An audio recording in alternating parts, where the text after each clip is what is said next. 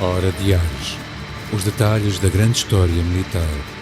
Um programa de Sérgio Veludo Coelho, com a participação de Paulo Rezende Ribeiro.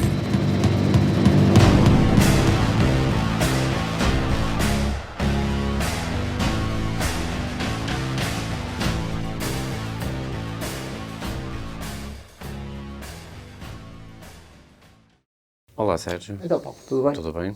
Cá estamos. Cá estamos para a nossa meia horinha de Ares, a Hora de Ares, conhecida internacionalmente, com toda aquela parafernália de... Parafernália. Mais uma para o... Com sininho, com subscrever, com gosto, com ativar subscrições, comentem comentar, surgir. Tem sido útil. Sim. Tem sido útil. Sim. Tem sido útil. O que é que nos proponhas para a emenda?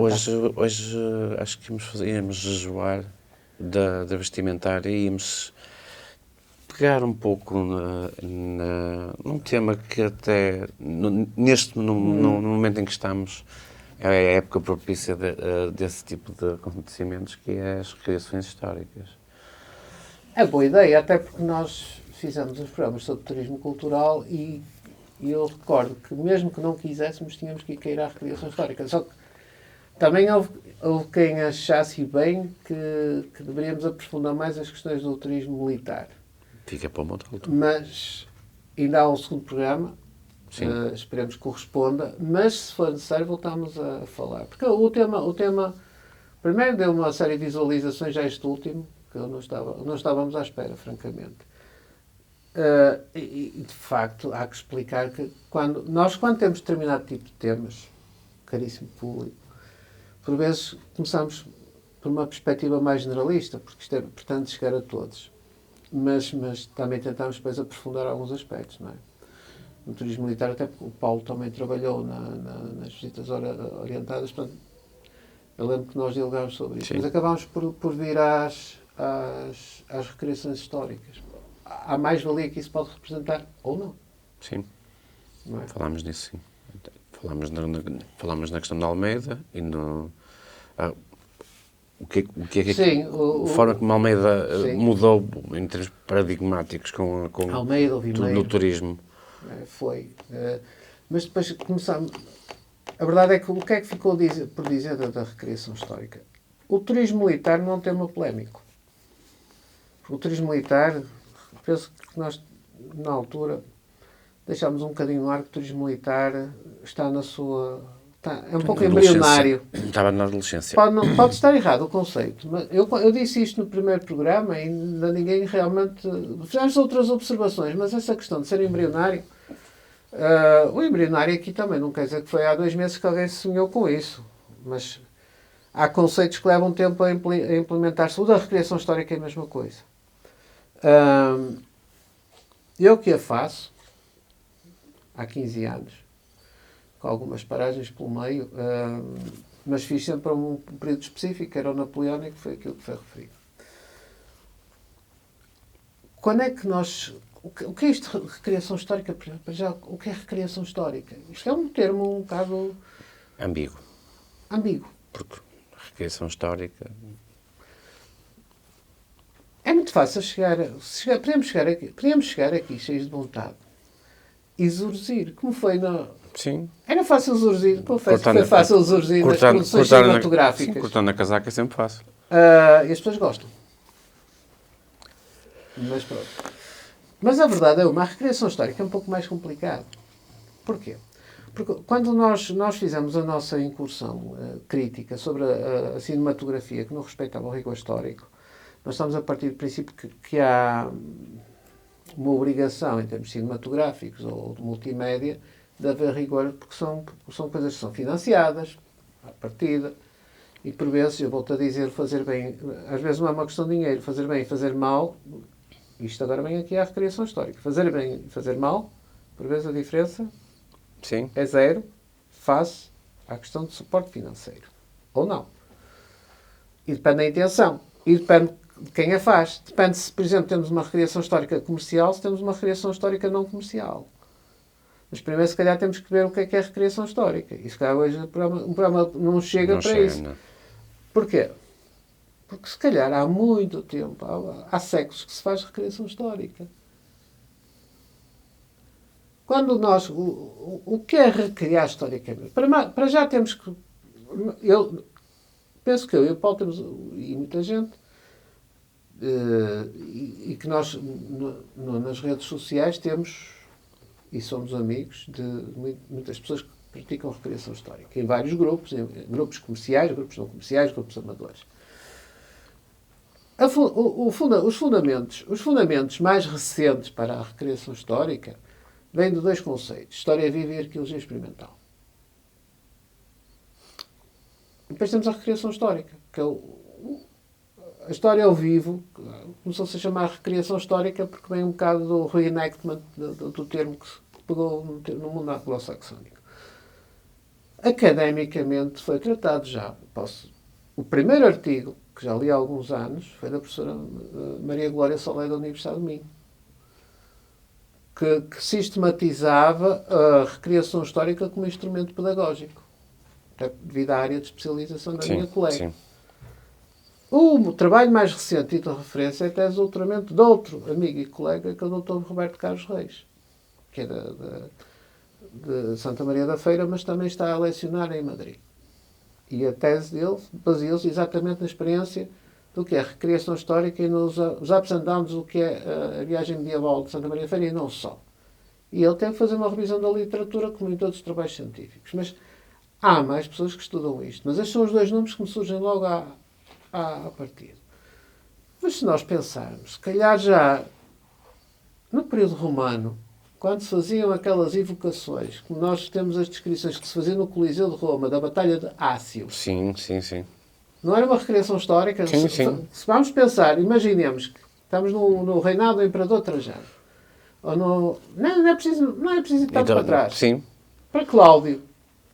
Sim. Mesmo gago que ele era, se calhar assistiu, não. Vamos mais para a frente, para termos o Coliseu, porque o Coliseu é só fabricado, ai credo. Depois do Nero. É construído depois de Nero. Nos imperadores que sentavam no Coliseu de Roma, no Coliseu mesmo, que permitia a inundação da arena, em que até mesmo a literatura histórica de bons autores ingleses, cheguei a ler as descrições que presumo que não padeçam muito de fantasia, da recriação de batalhas navais, da qual a mais recriada era a Batalha de Actium, que foi realmente Otávio a derrotar Marco António e Cleópatra. Isso não é uma recriação histórica? Sim, era um bocadinho mais sangrenta, mas... Sim. Pois é, que se levanta... Mas era uma recriação histórica, de facto. É que uma vez foi literalmente encostado às cordas por uma pessoa que me pôs esta questão e que é difícil responder. Tu realmente queres o rigor ao máximo na recriação histórica. Então vocês estão dispostos a morrer numa recriação de uma batalha? Essa é forte. Nós quando falamos a questão do rigor, aqui o rigor obviamente temos que pensar em questões de bom senso. Vamos pôr a coisa desta forma. Vamos voltar a um exemplo que eu dei noutros... Eu não sei se concordo. Então temos aqui as revistas e temos aqui revistas da área da História Militar. Profusamente ilustradas. Mas isto são revistas. São revistas, sim. Mas também temos os livros, especificamente livros temáticos e muito específicos, que são ilustrados. Os livros de História Militar, que são ilustrados, em boa verdade, e temos livros cujas ilustrações são extremamente rigorosas, mesmo estas. Sim, recriação histórica. É que eu sempre achei que a recriação histórica era uma ilustração viva de um livro que é a história. É a maneira de levar às pessoas um retrato vivo do que é a história. Aí é que vai o meu sentido de rigor. Porque a verdade é tirando algumas exceções, porque existem, vê ilustrações onde se vê decapitações ou membros a ir pelo ar, há uma certa contenção dos ilustradores. A menos que lhes seja solicitado. Exatamente. Há uma certa contenção de meter ao público livros ilustrados de história em que haja uma carnagem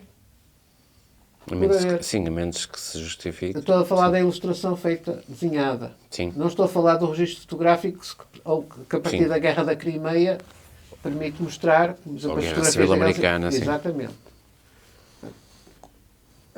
A pessoa que perguntou isto é uma pergunta sensata, mas é assim, é sensata, mas tem resposta. Não, o rigor deve ir até ao ponto do razoável, obviamente. Estamos a falar de uma coisa que, por norma, é feita por lazer ou por um Não, até com hobby. uma intenção. A recriação histórica pode ser feita por lazer, pelo hobby, pela experimentação histórica, porque era o que eu dizia. Estes autores e outros referiam sempre como... Por exemplo, a arqueologia experimental permitiu encontrar objetos no registro arqueológico, e não vamos restringir à questão militar. Objetos do dia-a-dia, romanos, gregos, fosse do que fosse. Eu estou a ocidentalizar, peço desculpa, não é só isso. Na China, no Japão, etc. Nas Américas. A arqueologia nos Estados Unidos permite compreender os Native Americans melhor do que o que se conhecia. Mas a explicação porque é que um gládio romano era curto. A explicação foi através da arqueologia experimental que se permitiu talvez entender melhor o legionário romano, sem ser só com uma informação convencional e estilizada que estava nas colunas de Marco Aurélio Exatamente. Sim. ou noutros altos relevos. Mas depois, quando se começa a ver com... Melhor, se calhar, está lá mais rigor que o que se pensa. Exatamente. Há mais rigor na arqueologia experimental do que propriamente nas representações.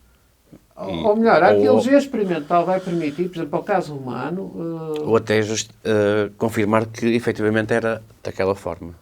Exatamente. Como dizia, E quem diz romano... como dizia, neste caso vou citar um professor da Faculdade de Letras, Frei Geraldo, que dizia que a arqueologia em Israel servia fundamentalmente para justificar muitas das coisas que estavam escritas de forma história com E na Bíblia. Ora bem. Grande professor. Assim. Ora bom. São esses grandes professores que nos iluminam o caminho. São exatamente essas pessoas que nos ajudam a compreender as coisas. Portanto, quando entramos num tema tão... Porque é que o tema da recriação histórica é aqui sensível? Porque aqui incorremos no risco de ser bastante críticos sem dar nomes. Porque nós temos coisas boas e temos coisas muito más. A arqueologia experimental, quando se está a fazer arqueologia experimental entre arqueólogos e pessoas que estão associadas a esse processo, por exemplo, de experimentar, havia um arqueólogo de Famalicão que estava a tentar reproduzir o pão de bolota, que se falava, da crónica romana, o pão de bolota feito nos castros. Pelos vistos conseguiu, mas aquilo não era a melhor coisa do mundo. É provável. Não é? Mas era o que havia. A história viva, digamos que poderia ser a operacionalização da arqueologia experimental. A arqueologia traz os objetos, a arqueologia experimental experimenta-os segmentadamente, a história viva sistematiza o uso dessa arqueologia experimental para várias épocas. Estou a falar do período romano, como posso estar a falar para a arqueologia do século XX ou XIX, XX, etc. Sim, sim. E a história viva, digamos que eu acho que encaramos a história viva como uma tentativa não lucrativa de reconstituir a história, por vezes sem público, como experiência introspectiva. Sim, sim. Reunimos ali um grupo de pessoas no monte para tentar recriar para nós... Nesse contexto, sim. Nesse contexto acho que é muito mais introspectivo. Tentar entender num grupo de pessoas que está interessada, estudiosa, pode ser de universidades, e aqui para dar razão a um comentário, pode ser académico, pode ser militar, ou não está nenhum dos sim, dois e temos aí, e quero aqui fazer justiça, temos aí investigadores que não estão ligados a nenhuma instituição e que estão a fazer um trabalho notável. Estão a fazer um trabalho. E um dia direi os nomes, sim, se eles me autorizarem. Temos a proteção de dados. É. Podem não querer, mas eu vou-lhes perguntar, porque tem que se fazer justiça, e nós aqui também tentamos fazer justiça a isso. A história viva, se calhar, é uma fase da recriação histórica em que se está a fazer o estudo, em vista do rigor. A recriação histórica, neste momento, o que é? É algo que é a ilustração do livro da história. Eu estou a utilizar essa metáfora, essa imagem. Agora, pergunto eu, se a ilustração for mal feita, o que é que nós estamos a fazer? Se as pessoas estão a ler um livro de história e ao ler o texto estão a visualizar, porque um livro de história, por vezes, sem ilustrações, não está pode dar uma descrição muito detalhada, mas a pessoa não tem a Sim, e se faz mal a ilustração, o que é que nós estamos a fazer? Nós estamos a falsear, estamos a atentar à verdade histórica. A verdade, mas o que é a verdade histórica? A verdade é uma que... A verdade histórica é a verdade. Esta foi uma redundância. Sim, a verdade histórica é verdade. Mas, acontece. A questão romana, a recriação histórica romana faz-se há mais de 40 anos. Sobretudo em Inglaterra. Não, faz-se há 100 anos. Houve algumas recriações históricas, isso é que não se sabe. As primeiras recriações em Inglaterra com romanos faziam-se há 100 anos ou mais. Com o quê? Com aqueles romanos que eram interpretados a partir... com aquela vestimentária romana interpretada a partir dos altos relevos, o que dava assim aqueles romanos que depois dá o Ben-Hur.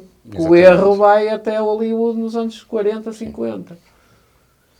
Só que depois a arqueologia foi andando e foram surgindo os capacetes do tipo Galinca Imperial em Israel, numa cave, os que foram surgindo na margem do Reno, os restos dos escudos que é possível reconstituir arqueologicamente, então já é possível reconstituir o escudo romano. E temos, por exemplo, o melhor grupo inglês, que é a Ermine Street Guard, que teve que rever ao longo de 40... que se fundou nos anos 70 e que, obviamente, o que se foi reinventando. Reinventando no bom sentido. Ou seja, a recriação histórica, o que é que obriga? Obriga quem assume a recriação histórica no sentido pedagógico, independentemente do lucro ou não lucro. O lucro é legítimo, Paulo. Sim, é legítimo, sim. Quando há outra maneira tem que se fazer investimento. Eu não tenho nada contra a arqueologia. É como a arqueologia comercial. Sim. Neste momento. O Paulo recorda-se do tempo em que a arqueologia não era comercial. Sim. Agora a arqueologia comercial. Sim. Tem algo mal? Não. Não, as pessoas... acredito que haja muitos académicos que pensem que fazer dinheiro com a arqueologia seja uma coisa, um anátema. Mas eu não estou a ver o problema. Também não considero que a recriação histórica seja um anátema...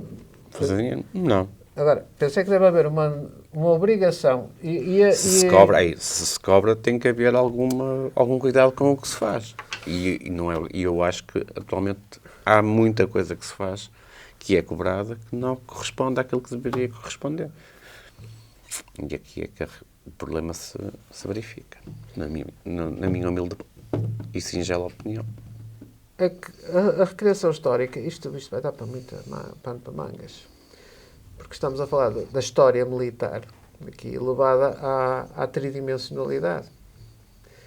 Não vai há muito tempo que se colocava e alguém me dizia que, e eu também partilhava, ou não partilhava, da questão é que quanto mais comercial se torna a recriação histórica, menos se vem ao rigor. Isso não é necessariamente verdade. Sim. A questão é a responsabilidade que quem gera essas empresas de recriação histórica tem perante a história. Portanto, isto da recriação histórica, a teorização dela, e há algo que... E essa pessoa dizia também uma coisa. Aliás, foi em Facebook. As redes sociais é impressionante. Ela veio dizer uma coisa que faz parte de um projeto que eu tenho na ESE, que ainda não foi concretizado, por força das circunstâncias do trabalho. Para Portugal, existem já federações de recriação histórica, existem as associações de recriação histórica. Deveria ser feita uma cartilha, um manual de boas práticas. Quando o projeto até com o meu colega, o professor Mário Barros, que é a História Viva, Património Vivo, que temos uma página no Facebook. E a intenção é construir um manual de boas práticas. Andámos há muitos anos a tentar fazer isso. Eu também faço. Também faz parte do projeto, pois, é verdade. Ainda bem que faz o upgrade aqui em público. O manual de boas práticas, nós pensamos que seria uma coisa fácil de fazer. Mas as boas práticas vão em muitos sentidos. Vão desde a segurança do público até à boa prática do rigor. E agora vamos a uma coisa. Quando vem com o argumento, para ser rigoroso tens que morrer no campo de batalha, e partindo do princípio de um estereotipo que a recriação histórica tem que ser militar. Obviamente que o militar atrai. Sim. A guerra atrai. Isto só prova que o ser humano é mórbido. Sim. Se pusermos duas recriações históricas, uma sobre música e outra sobre batalhas, para onde é que vai uma maior boa parte das pessoas? Para as batalhas. É claro, o que é muito estranho? É ter uma recriação histórica sobre uma batalha que demora muito tempo a começar a cair gente, porque temos um problema técnico. às vezes, eu sei para onde é que vem a pergunta. A pessoa em questão assistiu a uma recriação napoleónica, mas não foi em Almeida. Não estávamos em Almeida, estávamos no Bussaco. E claro, como éramos poucos, quer dizer, tivemos que levar alguns tiros até alguns de nós começarem a cair, porque senão aquilo durava 5 minutos. Sim, eu curiosamente já assisti a algumas da Guerra Civil, de algumas batalhas, Gettysbury e outras batalhas, em que as pessoas caem mesmo porque tinham que cair. Na recriação histórica, alguém vai ter que ser selecionado para morrer. Às vezes escolhe-se. Eu lembro que há uns quilos atrás, estava na última fase da minha vastidão corporal, e ainda podia ir. E eu era dos primeiros a morrer, porque já estava tão cansado de estar de pé que aproveitava a morte como descanso e ninguém me tirava dali. O problema é assim, quando temos algo muito localizado, o rigor também é assim, quando morremos, não morremos com rigor, porque vamos com os dois braços, com a cabeça e com as duas perninhas. Sim. É a morte que se Agora, pode. isso é parte que até, eu volto-lhe a dizer, até deve haver alguma contenção, mesmo nessa maneira como é feito, porque estão por vários públicos a assistir.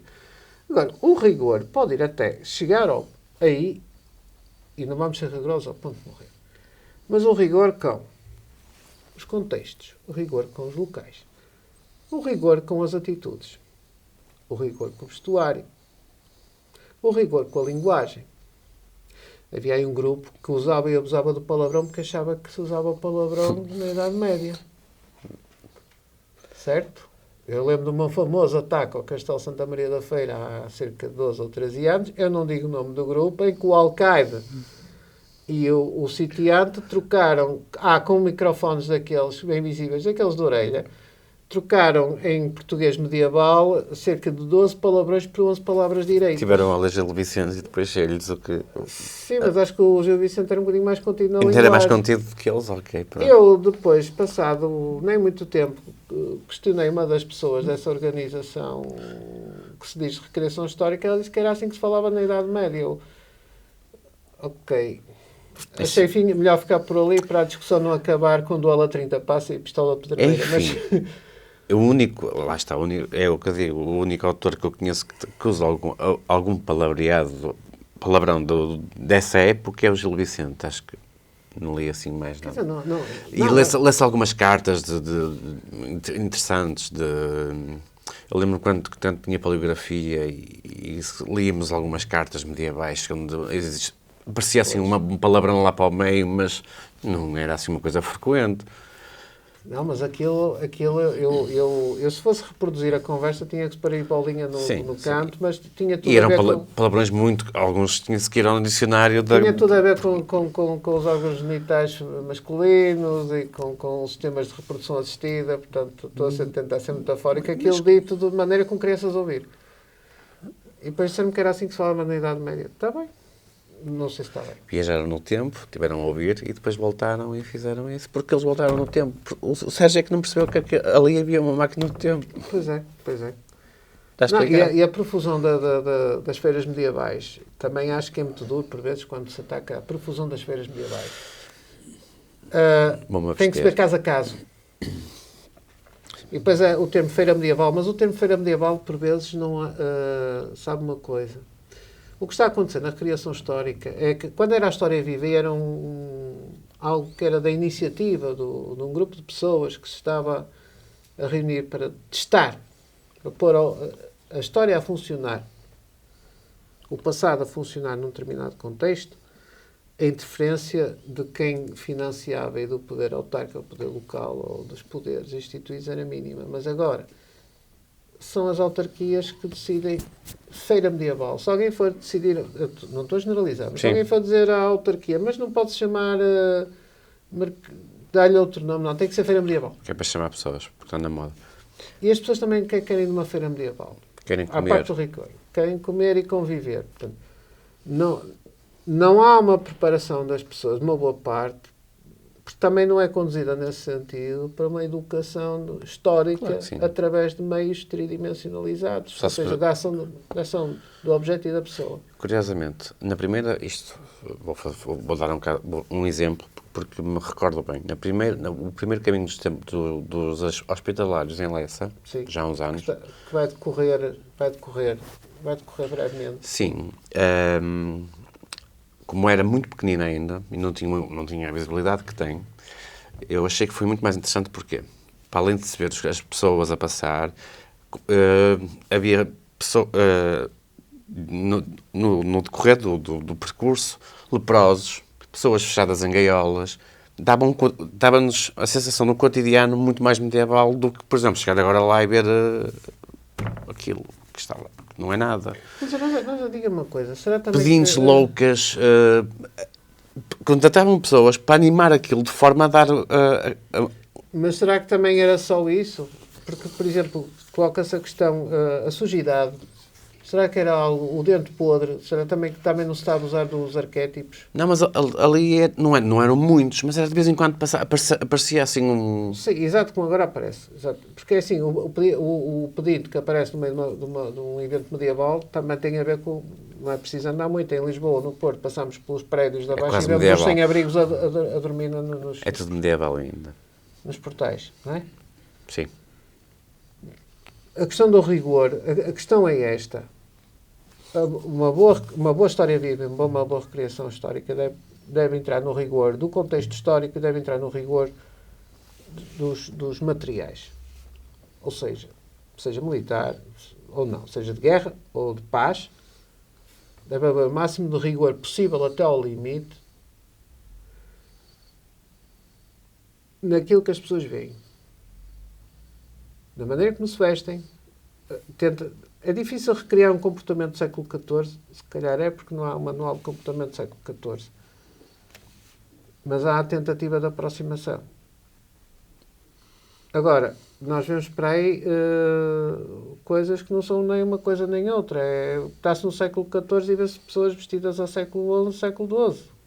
Sim. Então não, eu continuo... E nós estamos a remeter ao medieval. Eu continuo a bater nas odaliscas, porque as odaliscas é uma coisa que me... Até na Feira Romana de Braga, que é assim, um evento enorme, que Braga toda fica Romana Benur. Ou isso. Romana Benur tem sempre odaliscas e eu fico sempre... Onde é que eles vão desencantar as odaliscas para Roma? Da colónia romana da Mauretânia. Ou coisa que Aquilo transtorna. É que atenção, outra coisa. Só se faz boa recriação histórica lá fora. Não. O problema é transversal. Isto tanto se faz mal cá, como se faz mal na Espanha, ou como se faz mal para lá dos Pirineus. Também já assisti vídeos no YouTube feitos em França, da Guerra de 1870, franco-prussiana. Os uniformes estavam muito bem reconstituídos, mas o comportamento em campo de batalha chegava a ser hilariante. Ou seja, aquela gente, é como costuma dizer, Deus dá as nós a quem não tem dentes. Tiveram dinheiro para fazer excelentes uniformes da Guerra franco-prussiana, mas depois não leram os manuais. Dizem, ele vai muito para o YouTube. O YouTube é ótimo para essas coisas. Claro não tem IP para a França. A Regi está a dizer que temos Está-nos a... Pois. A não dizer isto da recriação histórica, ainda só ia andamos dar aqui a dizer banalidades. Exatamente. Quer dizer, Mas são banalidades que são importantes. Porque sem elas depois não se compreende o que é... Nós temos... É uma coisa que nós temos na hora de arte. Sempre que fazemos um programa sobre um tema, o primeiro é para contextualizar. State of the art. E no próximo programa temos outra vez na tecla. Falta um manual de boas práticas para muita coisa. Se calhar vou pensar nisso. Eu estou andando a pensar em teses, vou pensar numa coisa parecida. Olha, seja uma ideia agora aqui, em plena hora de arte, seja uma ideia fazer um manual de boas práticas na recriação histórica. Atenção que isto vá diretamente em passado comboios da educação histórica. Exatamente, porque eu estou a pensar na questão da educação património. O que é que impede fazer a recriação histórica a partir da ferrovia? Há recriação histórica feita a partir da ferrovia. Portanto, isto ainda temos pano para mangas. Surgiu aqui um tema, assim de repente, curioso. Exatamente. Olha, isto Nasceu, poderá ser o seu o nascimento de um doutoramento aqui a aparecer, na área de artes. Tararam, tararam. E eu, pronto, acho que Ficamos vamos por por aqui. Mande subscrever, se faz favor. Toda aquela Ok, o sininho, já sabem. o pote porri de botões todos. Exatamente. E continuamos para o próximo, próximo para a programa. Recriação Histórica. Muito bem. Sérgio, Sempre a considerar. prazer.